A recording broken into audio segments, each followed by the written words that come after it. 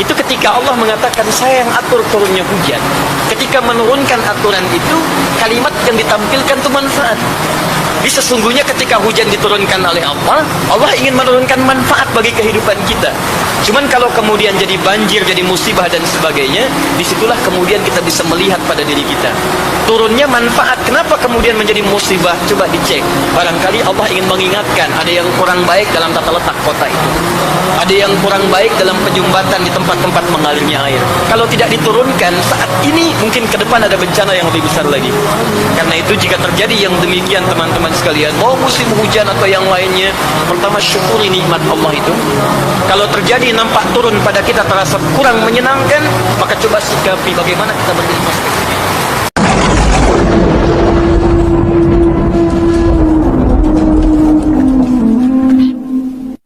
Bismillahirrahmanirrahim.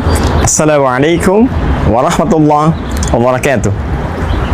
Alhamdulillah wassalatu wassalamu ala Rasulillah wa ala alihi wa sahbihi wa man wala wa ba'du.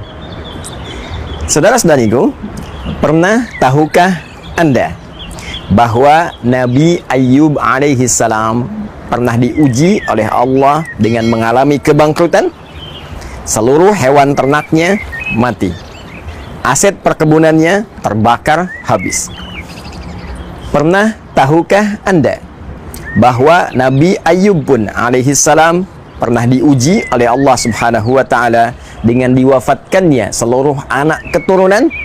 12 anak keturunan wafat dalam waktu yang bersamaan. Pernah tahukah Anda bahwa Nabi Ayyub alaihi salam pun pernah diuji oleh Allah dengan satu ujian penyakit yang tidak biasa, tak pernah dirasakan oleh orang sebelumnya dan tidak pernah dialami oleh manusia setelahnya.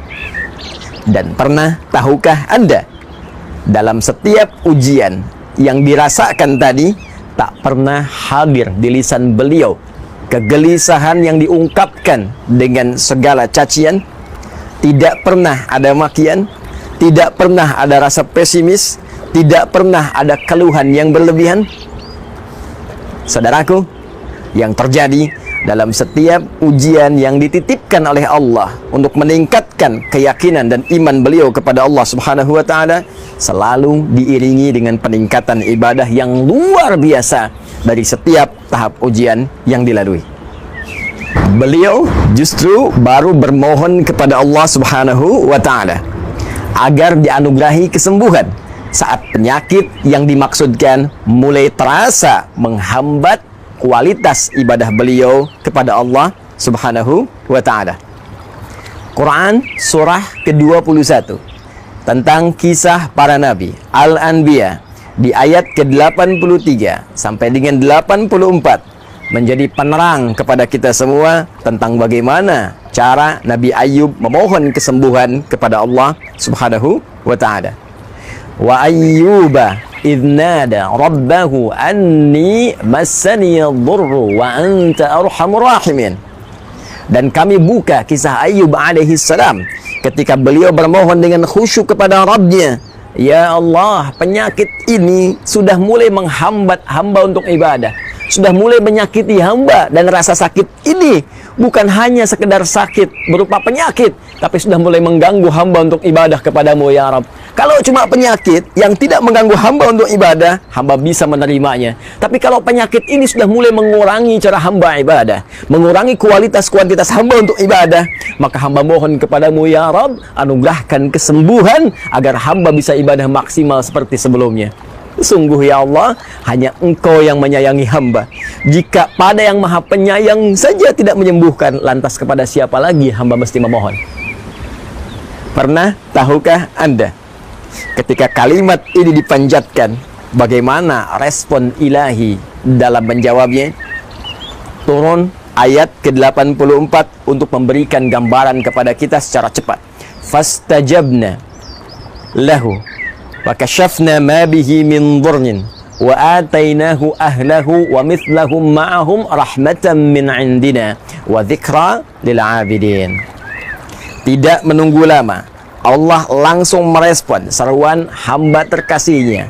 Pada masa itu, Ayyub alaihi salam, kami langsung jawab doanya. Perhatikan kalimat Qurannya. Kami langsung jawab doanya tanpa jeda menggunakan huruf fa, harfu atfin rabitin baina syai'aini bila hudud. Huruf perangkai di antara dua peristiwa tanpa jeda. Peristiwa pertama bermohon, peristiwa kedua dikabulkan doanya. Antara bermohon dengan dikabulkan tanpa jeda. Fakashafna ma bihi min dhurr. Kami buka, kami hilangkan, kami sembuhkan segala penyakit yang dialami oleh Ayyub alaihissalam. Wa atainahu ahlahu wa mithlahum ma'ahum rahmatan min indina. Lalu kami pun dengan kesembuhan yang didapatkan oleh Ayyub anugerahkan kembali keturunan baru 2 kali lipat dari sebelumnya. Ayyub sembuh, berkumpul dengan istrinya lagi. Istri mengandung, melahirkan. Setiap lahir kembar, 12 kali lahir, 24 anak keturunan. Bahkan aset-aset yang dirasakan hilang sebelumnya, hewan-hewan ternak yang mati, perkebunan yang hancur terbakar, oleh Allah dikembalikan lagi 2 kali lipat dari aset sebelumnya yang dirasakan hilang. Yang menarik, saudara-saudariku, Allah tidak memberhentikan firman-Nya pada kalimat berupa anugerah bagi Ayyub alaihissalam saja. Namun ditutup ayat indah ini dengan firman-Nya wa dzikra lil abidin. Dan seluruh kisah ini saya buka, kata Allah, untuk menjadi pengingat, menjadi pedoman, petunjuk lil abidin bagi hamba-hamba Allah yang saleh, bagi hamba-hamba Allah yang mengerti, yang mau belajar dari setiap tahap-tahap ujian kehidupan. Seakan Allah ingin memberikan kesan kepada kita, hamba-hambanya yang hidup di masa kini. Saya buka kisah Ayyub alaihissalam, boleh jadi kisah ini akan dialami oleh orang-orang di masa depan dengan keadaan yang berbeda, tapi substansi yang serupa. Bukankah di antara kita saat ini pernah mengalami kebangkrutan dalam usaha? Adakah di antara kita saat ini yang diuji dengan wafatnya 1 atau 2 anak keturunan? Adakah di antara kita saat ini yang diuji dengan penyakit yang tidak biasa? Namun bagaimana kita bersikap terhadap Allah Subhanahu wa Ta'ala dengan sekian ujian yang kita rasakan? Jangan-jangan alih-alih meningkatkan ibadah, betapa banyak keluhan keluar di lisan kita. Betapa banyak makian yang tidak pada tempatnya mengeluh di lisan kita. Betapa banyak kegelisahan hadir dalam hati melahirkan prasangka buruk terhadap Allah Subhanahu wa Ta'ala. Pernah tahukah Anda bahwa ayat ini diturunkan untuk memberikan pedoman kepada kita serta tawaran jika Anda mampu bersikap seperti Ayyub, meningkatkan ibadah, optimis pada anugerah Allah, sabar dalam menjalani ujian, boleh jadi ayat ini juga memberikan satu harapan kepada kita untuk mengabulkan apa yang selama ini kita mohonkan dan anugerah 2 kali lipat dari apa yang pernah kita dapatkan. Pernah tahukah Anda?